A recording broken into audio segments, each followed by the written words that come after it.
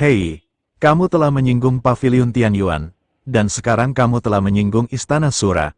Aku khawatir kamu tidak bisa tinggal di surga kedua lagi. Mo Qingyun menghela nafas. Aku tidak berencana untuk tinggal di surga kedua terlalu lama. Dengan kekuatanku, aku bisa dengan mudah pergi ke surga ketiga. Aku ingin menembus surga ketiga. Maka, tidak ada seorang pun di surga yang berani memprovokasiku dengan mudah. Kata Chen Ping. Chen Ping tidak punya teman di bawah langit ketiga, dan bahkan Tuan Si tidak peduli padanya. Anda hanya bisa mengandalkan diri sendiri untuk segala hal. Tetapi begitu dia menerobos 3 surga, dia akan punya banyak teman di surga. Setan angin, setan darah, setan yin, nenek moyang pola-pola ilahi, iblis susunan. Taois Wuji dan Taois Wuwei, mereka berdua abadi dari kuil Leiyin surga keempat. Ada juga Nanbatian, Li Chunfeng, Shen Ziyan, dan Musa yang ditundukkan di tangga Deden. Mereka semua adalah makhluk abadi di atas tingkat ketiga dunia peri, dan mereka telah setuju untuk melayaninya selama 300 tahun. Pada saat Chen Ping mencapai level ketiga, dia tidak perlu terlalu berhati-hati dan menjadi sasaran di mana-mana. Membual, Mo Qingyun memutar matanya ke arah Chen Ping. Dia tidak begitu percaya bahwa Chen Ping memiliki kemampuan seperti itu untuk mengenal orang-orang di atas tingkat ketiga surga. Chen Ping hanya tersenyum dan tidak berkata apa-apa lagi. Wajar saja jika Mo Qingyun mengira dia sedang membual. Istana Sura, wanita berjubah putih sedang duduk di aula, dan 4 pria berpakaian hitam berlutut di tanah di depannya, gemetar ketakutan. Kamu bilang Sang Kun dibunuh oleh Chen Ping. Wanita berjubah putih itu bertanya dengan acuh tak acuh. Ya, kami melihatnya dengan mata kepala kami sendiri, tidak salah lagi. Kata pemimpin pasukan berbaju hitam itu. Kenapa Sang Kun pergi mencari Chen Ping? Sepertinya mereka tidak saling kenal. Dan aku juga sudah meminta tetua ketiga untuk memberitahu semua orang bahwa tidak seorang pun boleh menimbulkan masalah bagi Chen Ping. Wanita berjubah putih itu mulai memancarkan niat membunuh, menyebabkan pria berpakaian hitam gemetar lebih hebat. Ya, itulah berita yang diterima Master Sang Kun dari Paviliun Tianyuan, yang mengatakan bahwa Chen Ping memiliki harta karun yang diperoleh dari reruntuhan, jadi, itulah sebabnya dia mengambil tindakan terhadap Chen Ping. Pemimpin orang berpakaian hitam itu berkata dengan hati-hati. Dasar bodoh. Wanita berjubah putih itu menggebrak meja di depannya dengan marah, hingga meja itu hancur berkeping-keping. Nona, tenanglah. Kalau begitu, Guru Sang Kun adalah saudaramu. Tetua ketiga melangkah maju untuk membujuk. Aku tidak punya saudara sebodoh itu. Wanita berjubah putih itu menyipitkan matanya sedikit, jelas sekali Paviliun Tianyuan mencoba membunuh seseorang dengan pisau pinjaman. Aku tidak menyangka si idiot ini akan tertipu. Siapa dari Paviliun Tianyuan yang menghasut Sang Kun? Penatua Tong dari Paviliun Tianyuan lah yang melakukannya. Dialah yang memberi tahu Master Sang Kun tentang harta karun yang akan dimiliki Chen Ping di masa mendatang. Pemimpin orang berpakaian hitam itu segera menjawab.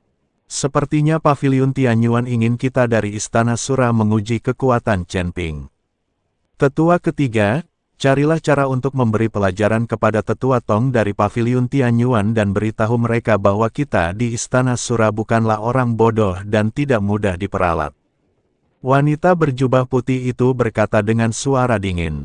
Nona, sekarang Tuan Sang Kun sudah meninggal. Kalau kepala istana keluar dari pengasingannya, bagaimana kita akan menjelaskannya? Tetua ketiga sedikit mengernyit. Apa-apaan? Dia meninggal karena kebodohannya sendiri, bukan salah orang lain.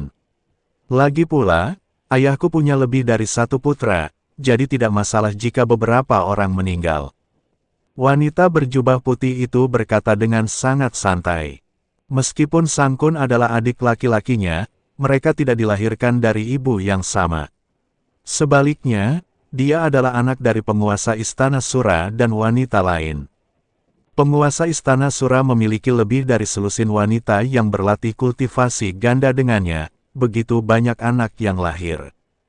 Karena wanita berjubah putih adalah yang tertua, terkuat, dan tercerdas, setelah kepala istana mengasingkan diri, urusan istana Sura diserahkan kepada wanita berjubah putih. Nona, apa yang harus kita lakukan dengan orang-orang ini? Tetua ketiga bertanya sambil menunjuk keempat pria berpakaian hitam. Jika mereka bahkan tidak bisa melindungi tuannya, apa gunanya merekal? Membunuh. Wanita berjubah putih itu melambaikan tangannya, dan keempat pria berpakaian hitam itu bahkan tidak punya waktu untuk berteriak sebelum mereka berubah menjadi abu. Hari sudah hampir senja ketika Chen Ping dan Mo Qingyun melangkah ke rumah keluarga Mo. Di bawah gerbang dengan balok-balok ukiran dan bangunan-bangunan yang dicat, puluhan sosok telah menunggu lama. Pemimpin itu mengenakan jubah brokat gelap, tetapi alisnya yang seperti pedang dan matanya yang cerah tidak dapat menyembunyikan keburukan di matanya.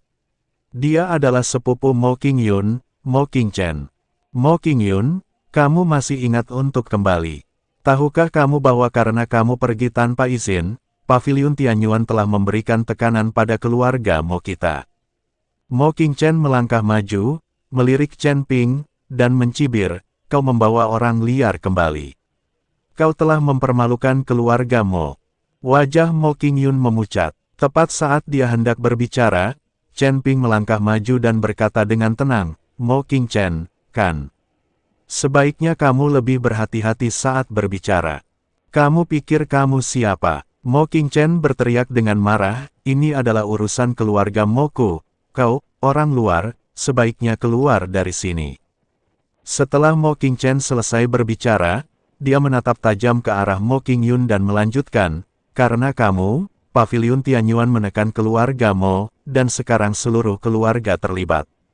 Jika bukan karena kamu, bagaimana mungkin Tuan Tianqi marah?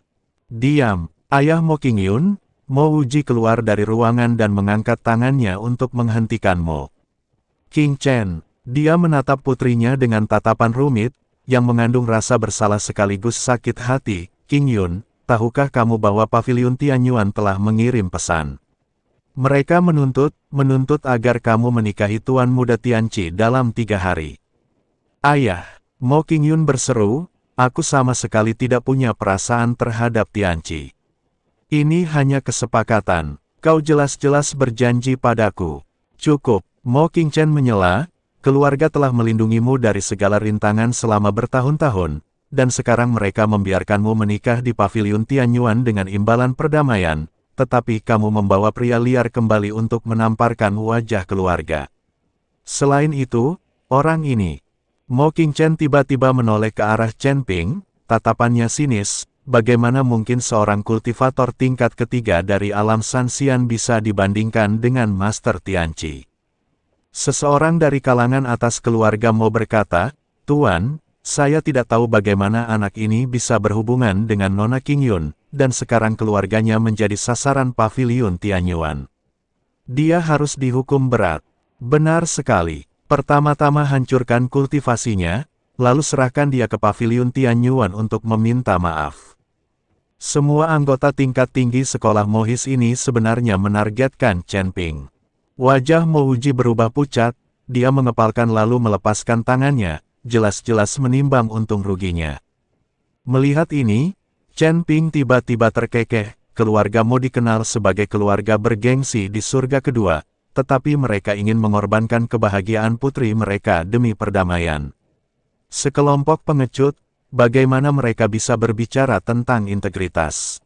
Lancang, seorang pejabat senior Mohis menggebrak meja dan berdiri, siapa kau? Beraninya kau bertindak begitu liar di sekolah Mohisku. Wajah Mo Qingchen memucat, dia menunjuk Chen Ping dengan keras, kemarilah, beri pelajaran pada bocah bodoh ini. 4 pengawal Mohis menyerbu keluar seketika, mereka semua berada di alam Sanxian tingkat ketiga, dan menerkam Chen Ping dengan momentum besar. 4 makhluk abadi tersebar tingkat 3 pasti lebih dari cukup untuk menghadapi Chen Ping, yang sendirian di alam makhluk abadi tersebar tingkat 3. Chen Ping, jangan bunuh siapapun. Mo Qingyun tidak mengkhawatirkan Chen Ping, tetapi hanya mengingatkan Chen Ping untuk tidak membunuh siapapun. Bagaimanapun, Orang-orang ini semuanya berasal dari aliran Mohisnya. Setelah mendengar kata-kata Mo Qingyun, anggota keluarga Mo lainnya semua menatapnya dengan ketidakpuasan. Jelaslah bahwa yang dimaksud Mo Qingyun adalah bahwa 4 dewa abadi kelas 3 dari keluarga Mo tidak akan mampu mengalahkan Chen Ping sendirian. Chen Ping mengangguk ke arah Mo Qingyun, lalu tanpa mengangkat kelopak matanya, dia hanya melambaikan tangannya dengan lembut. Ledakan. Keempat pengawal itu seperti menabrak dinding tak kasat mata. Mereka terlempar ke belakang dan menghantam pilar-pilar aula dengan keras, menyemburkan darah. Apa? Pupil mata Mo Qingchen tiba-tiba mengecil. Dia jelas merasakan bahwa Chen Ping hanya berada di tingkat ketiga alam abadi longgar, bagaimana mungkin? Anggota lain dari sekolah Mohis juga sangat terkejut. Chen Ping hanyalah seorang kultivator alam abadi longgar tingkat ketiga. Bagaimana dia bisa mengalahkan 4 kultivator alam abadi longgar tingkat ketiga hanya dengan lambaian tangannya? Mungkinkah orang ini juga akan bertarung melawan lawan yang levelnya lebih tinggi? Dengan kemampuan sekecil ini saja, kau berani berteriak? Chen Ping mencibir, jika sekolah Mohis hanya memiliki hal semacam ini, lebih baik ditutup sesegera mungkin. Bajingan, Mo Qingchen tidak tahan lagi dan mengambil tindakan sendiri. Dia berada di tingkat kelima alam abadi tersebar dan dapat dianggap jenius di kalangan generasi muda. Kamu mencari kematian. Mo Qingchen sangat marah. 3 lampu putih terbang keluar dari lengan bajunya dan berubah menjadi bilah tajam yang terbang langsung ke arah pintu Chen Ping. Seorang kultivator Luz Immortal Realm tingkat 3 hanyalah seekor semut di depannya. Seorang kultivator Luz Immortal Realm tingkat 5. Dengan serangan ini, dia ingin melumpuhkan Chen Ping di tempat. Akan tetapi, sebelum cahaya dingin itu tiba, Chen Ping menjentikkan ujung jarinya, dan energi pedang emas menerobos udara, seketika mencabik-cabik cahaya putih itu menjadi beberapa bagian. Pupil mata Mo Qingchen tiba-tiba mengecil, dan sebelum dia sempat bereaksi, Chen Ping sudah mendekatinya, lalu menyatukan jari telunjuk dan jari tengahnya seperti pisau, dan menunjuk ke tenggorokannya, aku akan memberimu 3 napas untuk meminta maaf kepada Qingyun. Kau berani menyentuhku. Suara Mo Qingchen bergetar, tetapi dia tetap bertahan, aku adalah keturunan langsung dari keluarga Mo. Jika kau menyakitiku, seluruh keluarga Mo tidak akan membiarkanmu pergi. Oh! Chen Ping mengangkat alisnya dan menekan ujung jarinya dengan kuat. Mo Qingchen tiba-tiba merasa tenggorokannya tercekat dan napasnya menjadi sulit. Wajahnya memerah, dan dia memandang sekelilingnya dengan ngeri, hanya untuk melihat bahwa para pemimpin Mohis tampak takut atau berpaling, dan tidak ada seorang pun yang berani maju untuk menolong. 3. Chen Ping mulai menghitung. 2. Aku minta maaf. Mo Qingchen tidak dapat menahannya lagi dan berteriak, Qingyun, maafkan aku. Aku seharusnya tidak memarahimu. Tolong minta dia untuk berhenti. Chen Ping melepaskan tangannya, dan Mo Qingchen terhuyung mundur, memegangi lehernya dan terbatuk, matanya penuh dengan kebencian.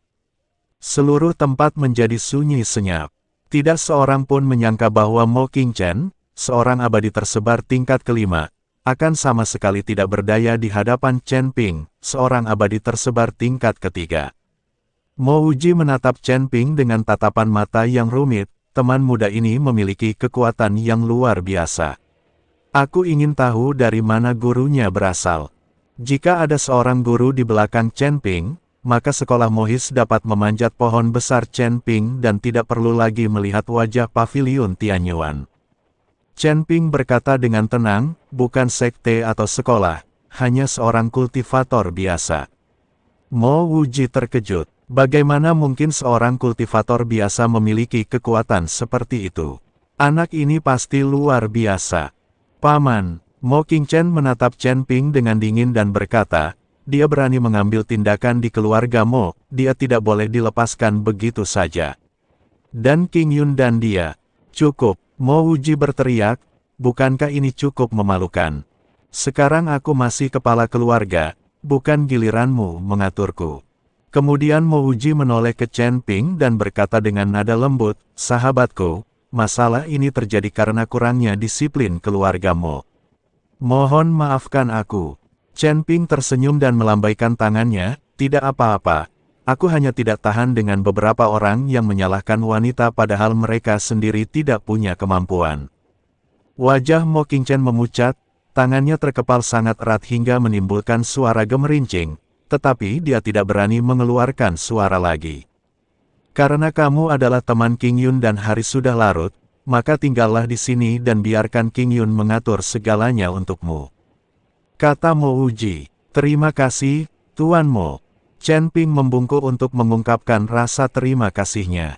Chen Ping mengikuti Mo King Yun dan pergi, dan Mo Qingchen menatap kepergian mereka berdua dengan tatapan kejam. Mo Qingchen berbalik dan diam-diam pergi ke ruang rahasia dan menghancurkan jimat komunikasi giok. Setelah beberapa saat, sebuah sosok ilusi muncul. Itu adalah Penatua Tong dari Paviliun Tianyuan. Tuan Mo, apa kabar?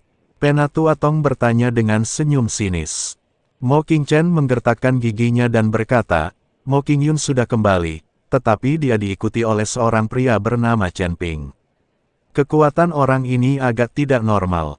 Aku tahu, kamu tidak boleh meremehkan Chen Ping. Kata Tetua Tong. Penatua Tong, apakah kemunculan tiba-tiba orang ini akan memengaruhi statusku sebagai kepala keluargamu? Mo Qingchen bertanya dengan cemas. Mungkin tidak, Chen Ping tidak bisa tinggal di keluargamu selamanya. Lagi pula, aku akan datang ke rumahmu besok secara langsung bersama Master Tianqi, yang harus aku lakukan adalah... Suara-suara konspirasi itu perlahan memudar.